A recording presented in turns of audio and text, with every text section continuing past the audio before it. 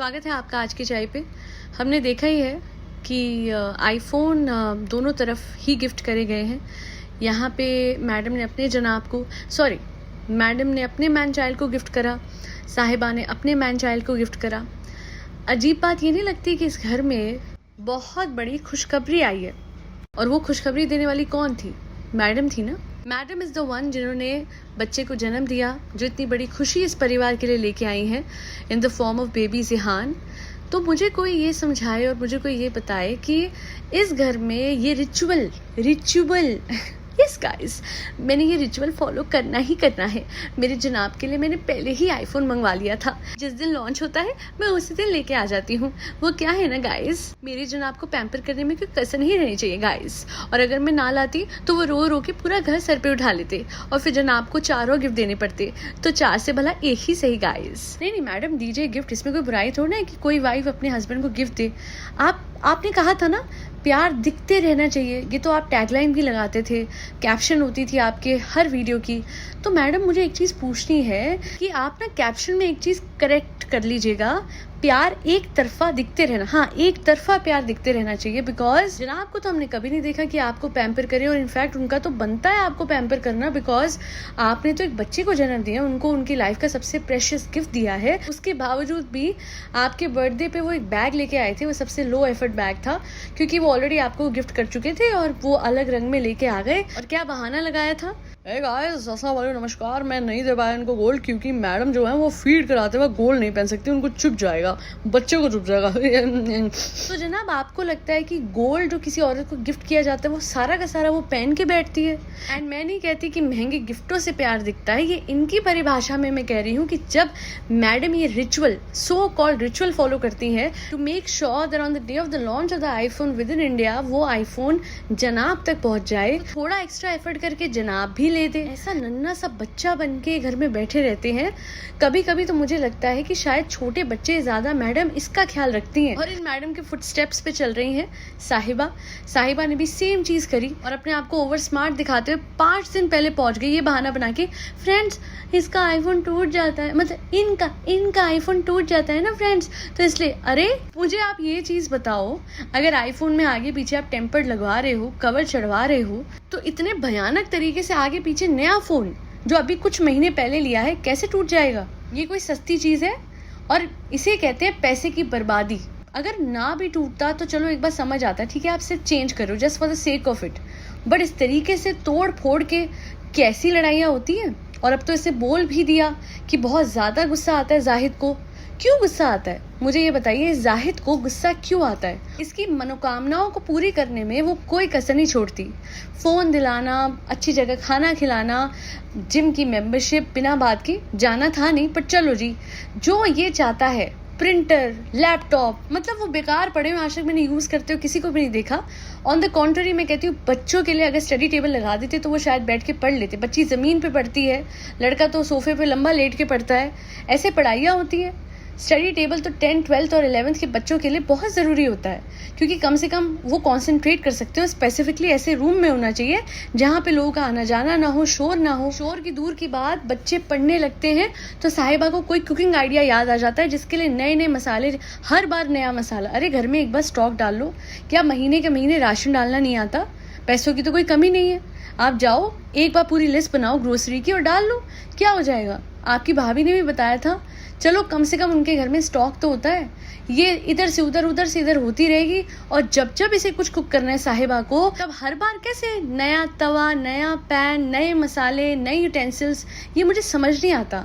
एक बारी में लेके आओ ना भैया, हाँ तब तो समझ आए कि भैया एक्स्ट्रावेगेंट डिशेस बना रहे हो, बखलावा में आपको ऑरेंज ब्लॉसम डालना है, ऑल ऑफ दैट, वो एक दूसरी चीज़ है। बट यहाँ पे जो आपको डिशेस बनानी है मोस्टली इंडियन होती हैं, और ये मसाले बड़े कॉमन होते हैं, गरम मसाला एंड ऑल ऑफ दैट। अच्छा कहाँ गए वो अम्मी के गरम मसाले जो अम्मी बना के रखती थी?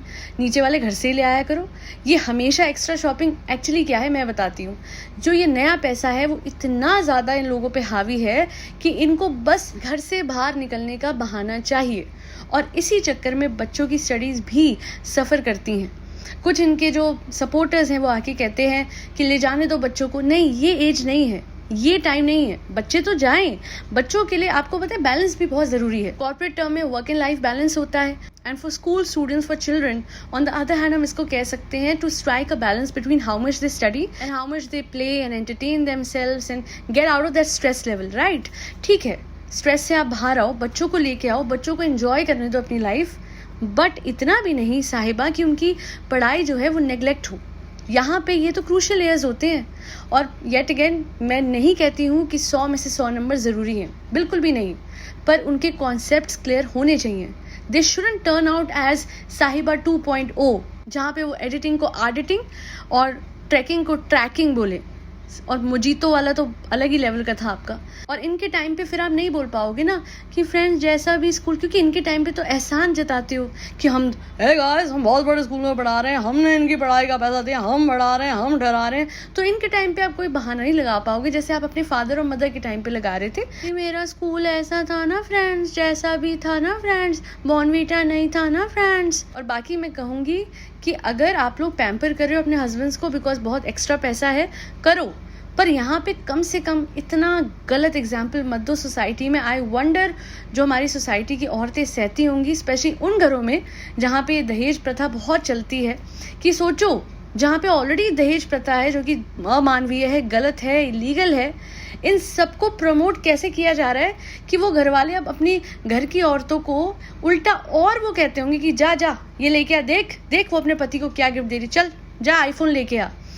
ये चीज़ें एक्चुअली हमारे इन्फ्लुएंसर्स को पता ही नहीं है कि इन्फ्लुएंस कैसे फैलाना है। कुछ ऐसे हैं, बाकी कुछ ऐसे भी हैं जो बहुत ही ज़्यादा अमेजिंग हैं, मैं उनके नाम भी आपको बताऊंगी, जो एक्चुअली में अच्छे इन्फ्लुएंस हैं फॉर अ सोसाइटी। पर साहिबा और मैडम तो ऐसे हैं कि अगर कोई औरत अपने हस्बैंड के लिए इतना कुछ नहीं करती है, या फिर वो जाके अपनी सास का घर रेनोवेट नहीं कराती है, या फिर वो जाके आईफोन अपने पति के लिए उस दिन नहीं लाती जिस दिन लॉन्च हुआ, या फिर वो अपने पति को मैन चाइल्ड की तरह पैम्पर नहीं करती है अपने बच्चे से भी ज़्यादा, तो शायद एक फैमिली हो सकता है उस औरत को बोले कि देखो देखो वो कर सकते तो तुम क्यों नहीं कर सकते। जैसे अरमान का केस है, वो बीवी ला सकता है तो हम क्यों नहीं ला सकते, ये भी तो होता है। कितनी औरतों को तो ऐसे छोड़ दिया गया क्योंकि they were not willing to accept a second wife of their husband. तो यही सारी बातें हैं जो कि हमें समझनी है कि इन इन्फ्लुएंसेस को ठीक करनी है, and they have this opportunity of correcting themselves which they wouldn't do, because इनको क्या है ना, अपने आप को महान दिखाने के चक्कर में सोसाइटल स्टैंडर्ड्स ये रूइन भी कर दे, इनको फर्क नहीं पड़ता। यस गाइस यस, मुझे क्या ही फर्क पड़ता है, मैं रिग्रेसिव थिंकिंग वाली हूँ। देखो मैंने तो बेटे के पैदा होने पे भी कह दिया था, मैंने बोला था ना। ये बात मैं आज कर रही हूँ, मैंने आज से पहले कभी नहीं करी। मैडम बेटी होती तो फिर आप क्या कहते? मैं आप सबको बता दूँ, बेटा हो या बेटी हो एक बराबर, राइट? बट मैडम ने खुलेआम ये बात अपने चैनल पे प्रमोट करी थी कि मुझे बेटा चाहिए, मुझे बेटा चाहिए।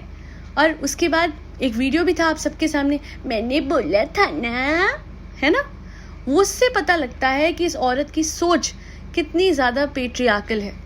ये चाहती ही बेटा थी, नहीं तो लोग ये कहते हैं चलो just for the sake of camera ही बोल देते। दिल की बात अपने तक रखा करो कुछ, क्योंकि ये चीज़ें जो आप प्रमोट कर रहे हो ना कि बेटा चाहिए बेटा चाहिए बेटा चाहिए, उस कंट्री में जहाँ पे आपको पता है कि कितनी बेटियों के साथ क्या होता है जब वो जन्म लेती हैं और वो बढ़ती हैं, पढ़ती हैं, आगे बढ़ती हैं, तो उनके साथ क्या किया जाता है। कुछ की तो माँ ही उनके साथ बुरा करती हैं उनको छोड़ के, और कुछ होती हैं जिनको सोसाइटी जीने नहीं देती। तो बेटी होना इस दुनिया में, मेरे इंडिया में कर्स नहीं है, बेटी होना ब्लेसिंग है। क्योंकि जब आप बेटी बनते हो तो आप समझते हो कि आप कितने एम्पावर्ड हो, कि आप अपने थ्रू कितनी और बेटियों की लाइफ बदल सकते हो सिर्फ अपनी वाणी से, सिर्फ अपनी वॉइस से, सिर्फ वॉइस रेज करने से। And when you are at such a powerful position जहां लाखों लोग आपको देखते हैं, मैडम हो या साहिबा हो या जनाब हो या फिर जाहिद हो, तो उसको एज एन अपॉर्चुनिटी लो to spread those standards, those morals and those principles, जहाँ पे कम से कम एज एन इन्फ्लुएंसर आप ये बोल दो कि बेटा हो या बेटी हो मेरे लिए तो एक बराबर, ऊपर वाली की ब्लेसिंग। और मैं ये नहीं कह रही कि बेटा हो गया तो गलत, नहीं।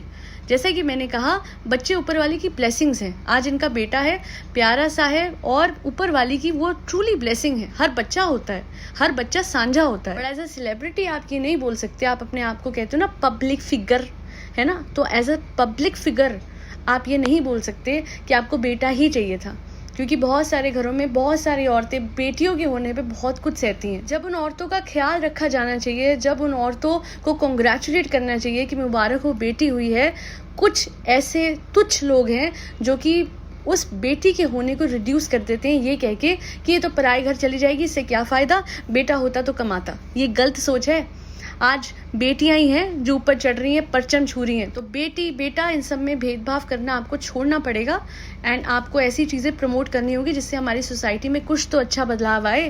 नहीं तो ऐसी रिग्रेसिव थिंकिंग लेके चलेंगी तो ऐसी 100 मैडम और 100 साहिबा खड़ी हो जाएंगी जो अपने पतियों को पैम्पर कर करके और अपने आप को बुरी हालत में दिखा के बेचारी बन के अपनी लाइफ को रुइन कर लेंगी। वहीं दूसरी ओर जहाँ पे अच्छा माइंडसेट हो, अच्छी परवरिश हो और अच्छी सोच हो और साथ में बेटी को आगे बढ़ाने और पढ़ाने की नीयत हो, वहाँ बेटी the honourable president of India Droupadi Murmu की तरह देश का नाम रोशन करेगी। On this extremely positive note I will end my podcast today. Thank you so much for watching. आज के लिए इतना ही।